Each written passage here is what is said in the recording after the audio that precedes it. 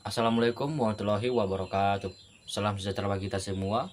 Perkenalkan, nama saya Jesren Kigiawa dengan NIM B1A123017 kelas E Ekonometrik. Sekarang saya akan menjelaskan tentang ECM atau Error Correction Model.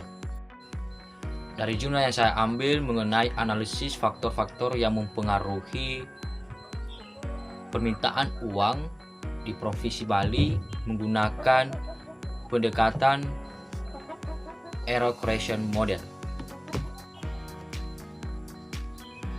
Ada beberapa poin yang diuji, yaitu yang pertama ada uji stasioner, yang kedua uji kointegrasi, dan estimasi uji ECM jangka panjang dan jangka pendek. Yang terakhir adalah uji asumsi klasik. Nah, sekarang teman-teman kita masuk dalam tahapan untuk pengujian di aplikasi Evius. Nah, kita pertama tahapan dalam pengujian stasioneritas. Tahapan pertama dalam tutorial ini adalah menguji stasioneritas seluruh variabel. Nah, supaya lebih mudahkan stasioneritas, tidak usah dicek satu-satu secara bersamaan.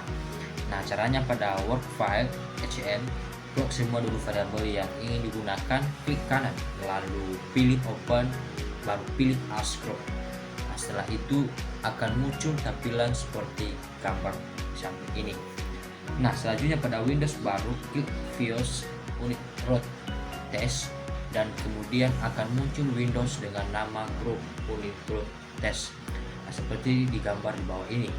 Untuk tahap awal, set tipe data ke level. Nah, untuk uji stasioneritas kumpulan variabel ini yang berbeda dengan satu variabel dalam tes tipenya atau kotak hijau, supaya stasioneritas masing-masing variabel bisa dicek, pilih tes tipe yang ada kata individual. Setelah itu klik OK. Yang lain tidak usah diubah. Berikutnya akan muncul Windows yang berisi output seperti yang ada di gambar samping ini.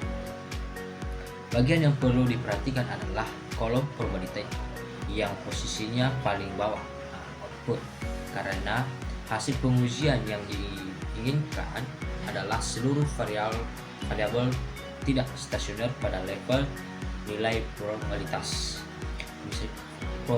masing-masing.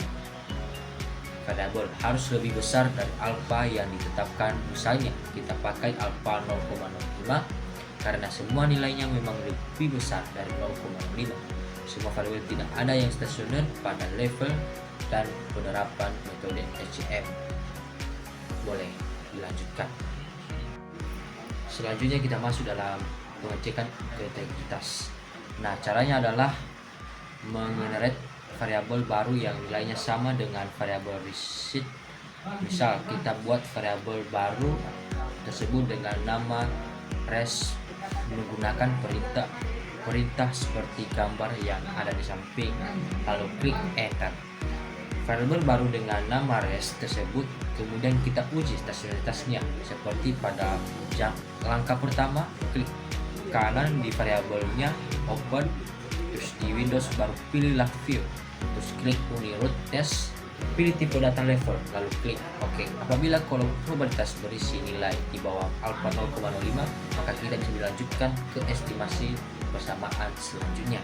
Nah, output di atas memberikan informasi bahwa variabel res stasioner pada level dan secara tersirat menyatakan bahwa Y, X1, X2, X3, X4, X5, dan X6 saling berkointegrasi. Sekarang kita masuk dalam uji ECM jangka panjang.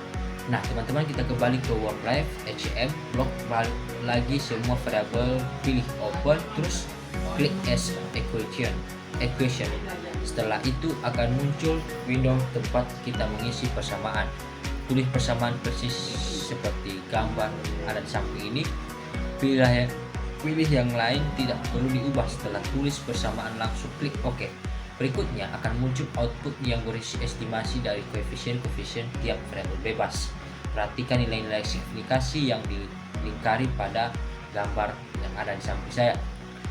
Cek nilai F statistik, terus kotak hijau lebih dulu Kalau memang sudah lebih dari kecil dari alfa 0,05, barulah bisa kita cek nilai signifikan masing-masing variabel atau kota biru dengan samping. Signifikan masing-masing variabel tidak harus semua yang berasal di bawah 0,05. Kalau di dalam suatu penelitian, hal tersebut tergantung pada kajian teorinya.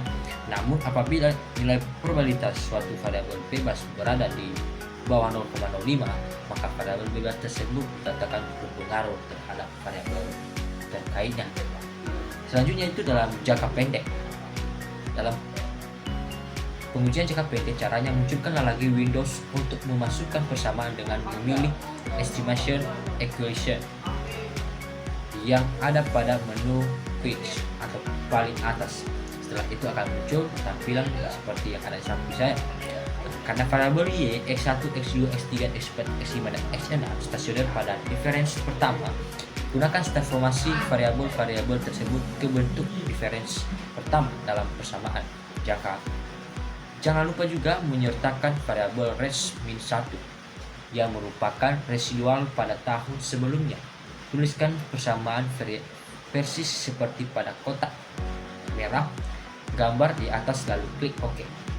Setelah itu akan muncul output seperti yang ada pada gambar di samping saya. Untuk persamaan jangka pendek, pertama-tama pastikan nilai probabilitas F statistika berada di bawah alfa 0,5. Setelah itu cek speed of education atau koefisien dari res min 1. Nilai koefisien tersebut harus negatif dan signifikan atau probabilitasnya berada di bawah 0,05. Barulah kemudian kita cek probabilitas masing-masing variabel, yang mana saja yang nilainya signifikan atau berada di bawah alfa 0,05, sama seperti pada persamaan jangka panjang. Oke, selanjutnya kita masuk dalam pengujian yang ada di dalam jurnal klasi. Sekarang kita masuk dalam tahap yang ke-1, yaitu uji stasioner. Dalam uji stasioner, variabel yang tidak stasioner dapat menyebabkan regresi selanjung, yaitu hubungan semu antara variabel independen dan dependen yang hanya mencerminkan tren data atau time series. Berdasarkan tabel di atas, seluruh variabel tidak stasioner pada derajat level dan freeze difference namun telah stasioner pada second difference dengan level 1%. Dengan demikian dapat disimpulkan bahwa seluruh variabel penelitian telah stasioner dengan melakukan diferensial kedua. Karena seluruh variabel stasioner pada derajat difference, maka tahap selanjutnya perlu dilakukan pendekatan mengenai keberadaan kointegrasi pada seluruh variabel. Nah, selanjutnya kita masuk pada pengujian uji kointegrasi. Dapat dilihat pada tabel di atas menunjukkan bahwa data stasioneritas pada tingkat second dengan nilai probabilitas 0,2, di mana lebih kecil dari alfa 0,5, maka HA diterima dan HO ditolak.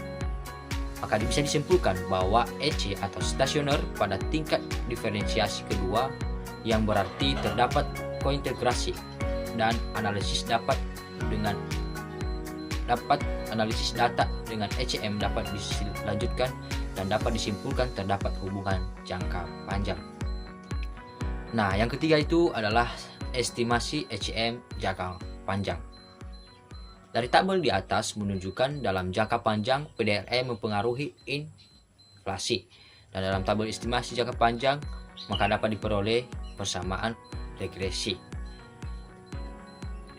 estimasi jangka panjang, di mana M1T 32219 plus 0,27 inflasi dikurang 4726 SB plus 8,4 GDP plus EROS.